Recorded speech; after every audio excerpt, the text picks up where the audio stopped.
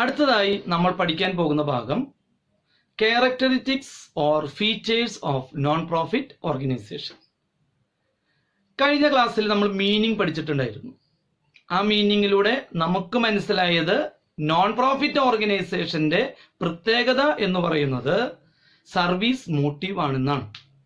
അതാണ് നമ്മുടെ ആദ്യത്തെ point, providing services. Non-profit organizations are providing services to specific group or public at large, such as education, healthcare, recreation, sports, and so on. Its sole aim is to provide services either free of cost or at a normal cost, but not to earn profit.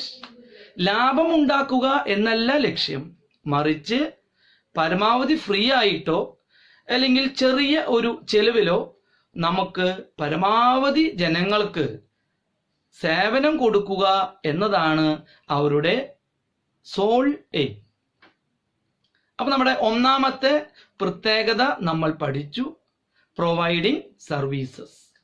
പരമാവധി സൊസൈറ്റിയിലെ ജനങ്ങൾക്ക് സേവനം കൊടുക്കുക എന്നതാണ് പ്രത്യേകതയായി ഇവിടെ പറയുന്നത്. Non profit ഓർഗനൈസേഷന്റെ meaning നമ്മൾ പഠിച്ചപ്പോൾ അതിൽ വളരെ വ്യക്തമായി പറയുന്ന ഒരു കാര്യം ഉണ്ടായിരുന്നു. നിങ്ങൾ ശ്രദ്ധിച്ചു കാണും. Non profit organizations are usually setup as charitable institutions with service motive.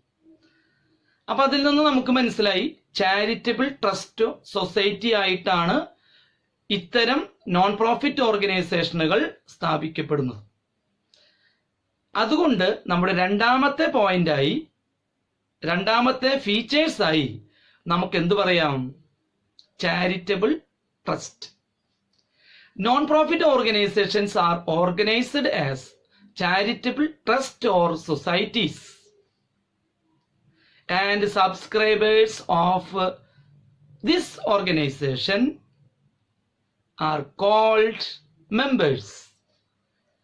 കാരണം ഇത്തരം സ്ഥാപനങ്ങളിലെ സബ്സ്ക്രൈബേഴ്സിനെ, വരിസംഖ്യ തരുന്ന ആളുകളെ പറയുന്നതാണ് മെമ്പേഴ്സ്.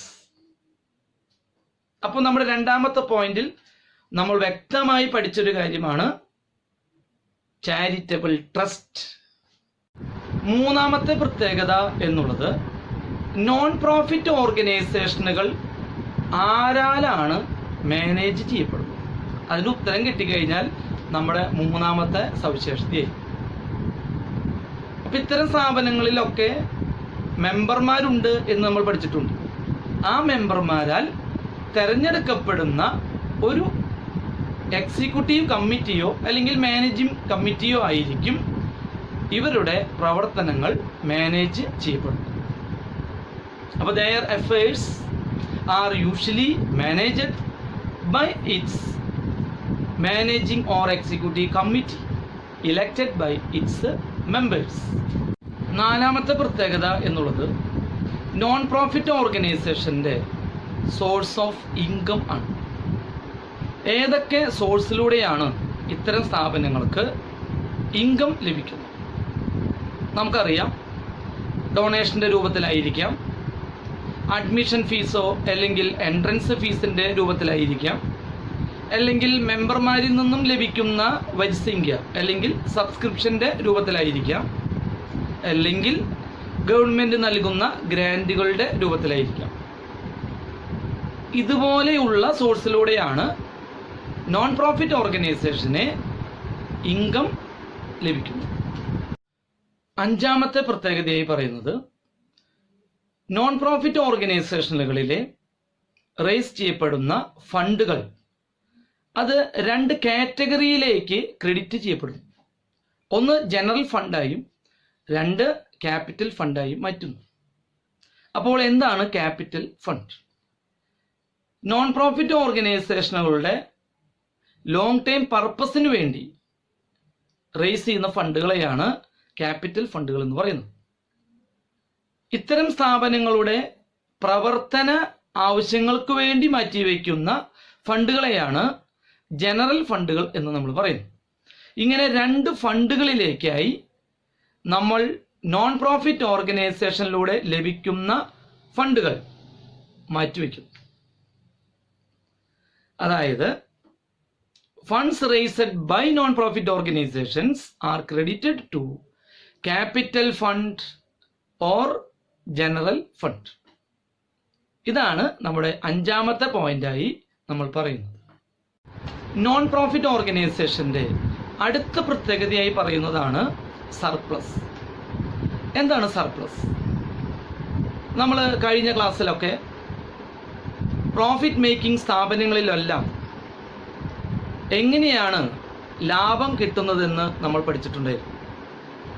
അവിടെ എക്സ്പെൻസിനേക്കാൾ കൂടുതൽ ഇൻകം ലഭിച്ചു കഴിഞ്ഞാൽ നമ്മൾ പ്രോഫിറ്റ് എന്ന് നമ്മൾ പറയും.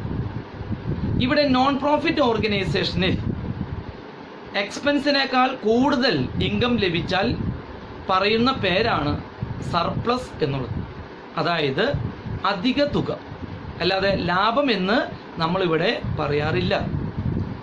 ഇങ്ങനെ കിട്ടുന്ന അധിക തുക, അതായത് സർപ്ലസ്, അവരുടെ മെമ്പർമാരിലേക്ക് ഡിസ്ട്രിബ്യൂട്ട് ചെയ്യപ്പെടാറില്ല.